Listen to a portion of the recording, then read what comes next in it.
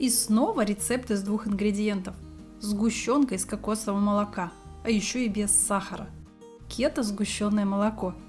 Тем, кто на диете, можно смело употреблять. Всем привет! Я Света, и вы на канале Home Food. Подпишитесь, если вы еще не со мной, и давайте скорее готовить.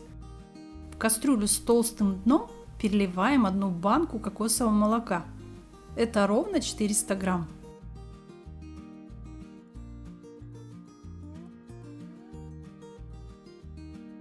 Включаем под кастрюлей плиту и нагреваем молоко на среднем огне. После того, как оно нагрелось, всыпаем 60 грамм сахарозаменителя. Я использую сегодня эритрит. Это может быть любой заменитель, например, стевия, ксилит и так далее. Либо просто замените на обычный белый сахар.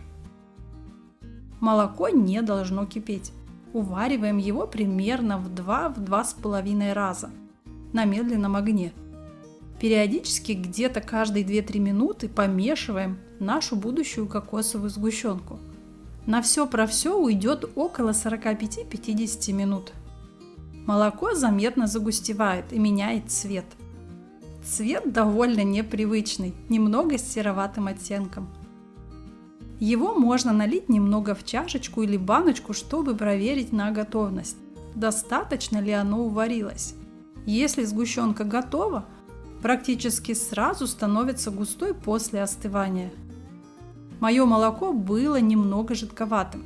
Я его еще оставила на плите увариваться минут 5-7 примерно. Готовое сгущенное молоко снимаем с огня и переливаем в другую подходящую посуду. Даем ему полностью остыть, а после угощаемся и наслаждаемся. Получается очень сладенько, ароматно и вкусно. Приятного всем чаепития! Понравилось видео? Подпишись, прокомментируй и поделись роликом с другом.